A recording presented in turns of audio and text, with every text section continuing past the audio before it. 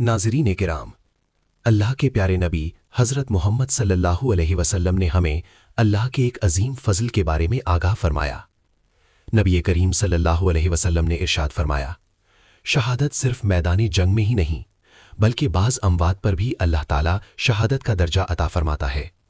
प्यारे नबी सल्लल्लाहु अलैहि वसल्लम ने फरमाया, ताउन की बीमारी में फौत होने वाला शहीद है, पेट की बीमारी से मरने वाला शहीद है, डूब कर मरने वाला शहीद है, जो किसी भारी चीज़ या मलबे के नीचे दबकर मर जाए वो शहीद है, और जो आग में जलकर जान दे दे वो भी अल्लाह के यहाँ शहीद है।